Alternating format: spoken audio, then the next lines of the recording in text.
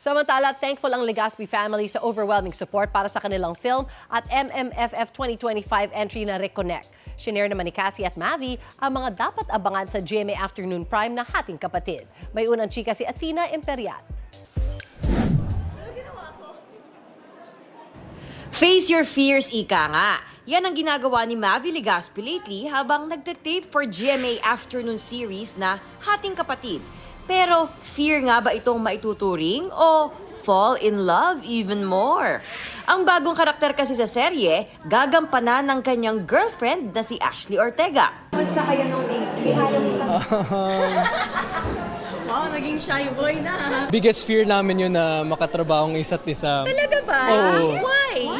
Dahil alam namin Tatawa lang kayo? tatawa lang kami at yun din ang nangyari. Pero mas naging enjoyable siya. Super naging enjoyable siya dahil syempre close to heart si Ash sa akin. And super naging madali ang trabaho siguro.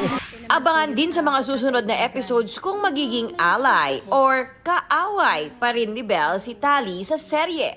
Alam mo, okay sana eh. Best friend sana kami. Kaso, si Rosel kasi.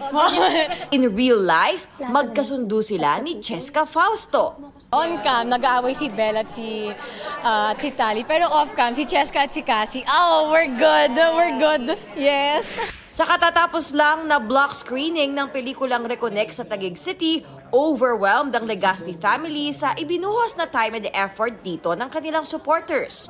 Natouch lalo ang pamilya sa sorpresa para kay Cassie at Mavi bago panoorin ang pelikula. Ang sarap sa pakiramdam na nandito sila, ginawa talaga nila to for the Legaspi family. So we're very, very thankful. Yung support nila, wala pa kami ni Cassie sa mundo na ito. Oo nga, wala pa. Yun talagang hindi namin ma-express through words. Ito ang unang balita, Athena Imperial, para sa GMA Integrated News. Gusto mo bang mauna sa mga balita?